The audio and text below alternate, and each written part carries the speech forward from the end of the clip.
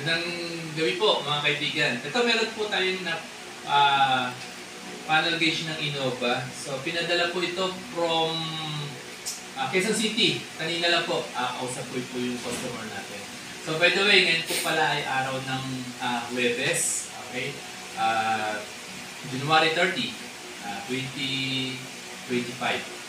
Okay? So, ito po, ang background po pala nitong gauge nito is na-repair na po ng iba. So, ang assessment po, base po doon sa pagkakabanggit ng customer, meron daw pong nasunog. Unfortunately, hindi po nakita ng customer kung may nasunog ba po ba talaga. At hindi rin po nakita yung paano yung paggawa. So, ito po, binibideo ko po ngayon itong na-receive natin. So, kung titingnan po ninyo, okay, so malinis po siya. So, wala po siyang any sign na nasunog. So, taliwas po doon sa nabanggit po ng customer na nung pinagawa niya ay meron daw nasunog. So, wala po. So, malinaw po yan, wala pong any sunog po siya. Ang nangyari lang po dito, okay, mukhang yung mga piyesa po na naikabit, mukhang hindi po yata naging maayos. So, kailangan po natin palitan ng iba, ng bago. Then at the same time, yung pagkakahinang po, nagkaputol-putol siya. So, kailangan po natin ipagdugtong yung mga face. But then, hopefully, sana mapagana natin, no? Kasi yun po yung in-expect ng ating customer. So, actually, inumpisahan ko na po siya. May mga tinanggal na po ako para at least malinis ko po yung mismong pinaka-PCB niya, yung mga trace, para makita ko kung alin yung mga naputol, para at least may dugtong po siya. Nung pagkadating ko dito, galing ako sa work, so tinira ko na po kaagad siya para malaman ko kung siya ba kaya pa or hindi na. At then, hopefully, tingnan natin, no? Sana magawa po natin ito. So, balikan ko po kayo mamaya, kasi po ito, kailangan na rin pong palitan ng LED. Yun nga po, hopefully magawa po natin. So, sige po, balikan ko po kayo. Ito na po, mga kaibigan. So, pinalitan po natin, actually originally po, ito po yung mga nakakinabit na pyesa na palitan po nung gumawa. Okay? Pero pinalitan ko rin po ito ng sarili kong brand ng parts kasi original po kasi yung gamit ko. Ito hindi ko po alam, no? Mahirap po kasi mag-compromise doon sa original versus doon sa hindi ko alam kung ano po yung ano. Then at the same time po, after ko palitan, yung pagkakagawa po ng nauna, halos yung mga circuit niya naputol. Okay? Kailangan ko pong tahiin. So, ibig sabihin pag dugtungin, kaya medyo natagalan po tayo. Yun ang pinaka-critical po na part ng pagre-repair. Yung pag-tahi-tahiin or pag-connect-connectahin po yung mga naputol na trace or circuit. So, yan. Then at the same time, napansin po natin yung mga ilaw po, may mga pundido na. Okay? So, may mga ayaw na po talagang bilaw. Kaya ang ginawa po natin, sinabay na rin po natin. Ito po yung mga ilaw niya. No? Pinalitan na po natin, no? Para at least isang gawaan na lang din po. Kasi ganun din naman po yan. Doon din naman papunta siya. So, kaya sinabay na po natin. Ngayon, subukan na po natin. No? Kanina po, talagang walang-walang ilaw po ito. Ayaw gumana. So, subukan po natin nang wala siya sa board. Okay. 1, 2. Kahit anong ilaw ayaw no? Kanina. 3. Ayan, umilaw na. Gumana na siya. So, ngayon, bilangin po natin yung ilaw niya. Bali, total of 20 po yung ilaw niya, no? 1, 2, 3, 4, 5, 6, 7, 8, 9, 10, 11, 12, 13, 14, 15, 16, 17, 18, 19, 20. Yan, sakto. Okay, so ngayon, subukan naman po natin na siyang ikabit sa mismong isalpak doon sa mismong casing niya. So, buti na lang po, meron akong sample dito na actually binigay ng customer ko to dahil hindi na po ma-repair. Napagawa rin po ito sa iba. So, na-trace ko po yung mga naputol. Kaya nalaman ko kung saan siya nakakonect. Okay. Kasi mahirap din pong manghula dahil medyo napakaliit po ng mga distansya ng bawat circuit po niyan. Okay, so ayan. Ito, kabit na po natin to, no? Okay. So ayan. Pagka may mga ganito po kayo mga kaibigan, yung mga nagre-repair, na meron kayong mga pinandugtong-dugtong na trace, medyo iwasan nyo po, pag kinabit nyo po siya, medyo maingat lang po. Kung hanggat maaari, iwasan nyo pong mag-flex. Kasi po, pag nag-flex siya, baka po yung mga pinagdudugtong ninyo, mag-crack. So, lagyan nyo na rin po ng adhesive para masigurado, masiguro. Pero yun nga po, kapag ikakabit nyo po siya, medyo kailangan lapat po siya. Wala po dapat mag-flex po sa kanila.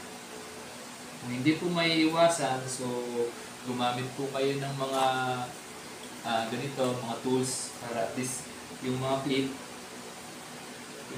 po may angat po ninyo. Okay, so yan. Kasi medyo maselan po yun kapag meron po mga naputol bago kinonekta ninyo. So baka lang po mag-crack siya. So, yun lang po yung iniwasan natin. Yan. Okay na. Ngayon, yung LCD, pwede po natin yung LCD. Saan yung LCD nito? Okay. So, yan. Yung LCD niya. Okay. Alalay lang po sa pagkabit ng LCD kasi babasagin yan. So, wala po tayong mabibilan yan. Okay. So, mamaya na po natin ikakabit yung pinaka cover niya sa likod. So, ang objective natin muna ay mapagana po siya. Okay. Ayan.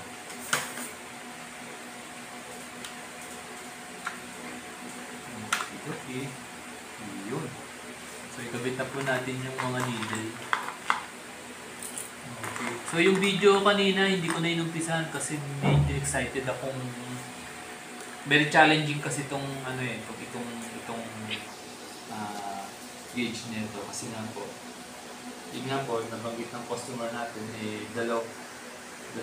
meron na pong nag-attempt na mag-repair dun sa pangalawa, pero mukhang ang advice ko ay bumili na lang daw po ng bago or ng pamalit.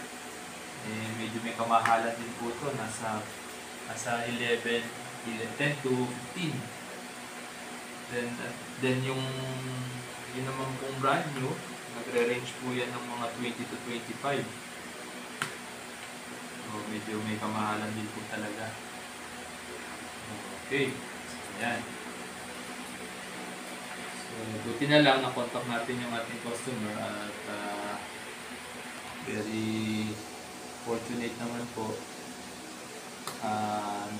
Baklas din po itong gauge at ready to ship kanina via Lalamove. So ako na po yung nagpabook kasi dapat po ito, naka-schedule po ito ng linggo. Ngayon, siyempre pagka Sunday po nasa Quezon City Circle ako, so fully book siya at talagang very limited lang po yung time na inaalat ko sa mga ganito. Basta alam ko na kapisado ko po yung gauge, yung vision ng gauge. Buti na lang po, pumayag si customer natin na dito ko i-repair sa bahay. Ngayon, kung may problema man po ito, this coming February 2, nasa circle ako. So, pwede po siyang pumunta doon para ma-check namin ulit. Pero sana naman po at hopefully, ito po ay okay na.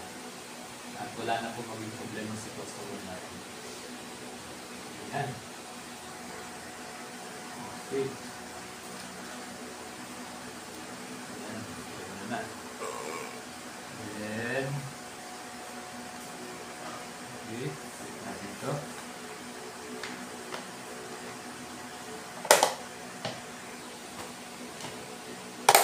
Ayan. Okay.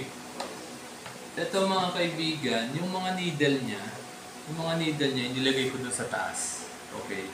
So bakit ko inilagay doon sa taas? So kapag ka sinuplayan ko yan, kailangan yan gumalaw. Magka-calibrate yan into 0.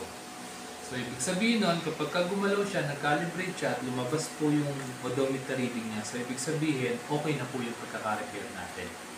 Pero kapag meron po dyan na hindi gumalaw yung needle, so ibig sabihin po nun, may problema pa po. So yan, try po natin, no? Yan, assemble na to. So i-test na lang natin siya. Okay. So ready? Tingnan nyo po kung gagalaw yung needle at magka-calibrate, no? 1, 2, 3. Yun, yung ilaw. Gagalaw yan. Ayun, gumalaw na. Yun, nag-calibrate na. At saka maganda yung ilaw niya, no? So, ang odometer reading niya ay, ilan to? 188,988. Ba, swerte ito puro 8 So, okay na po ito mga kaibigan. So, ipapa-ship natin to bukas via Lalamove para matest po ng ating customer. Okay. So, yan. Salamat po. Thank you po sa inyong tiwala, no? Maraming salamat. So, yung details, contact number ko at kung saan po ako nagsiservice, andun po dun sa description ng bawat vlog ko. So, pakicheck nyo na lang po. So, muli, maraming salamat sa inyong tiwala.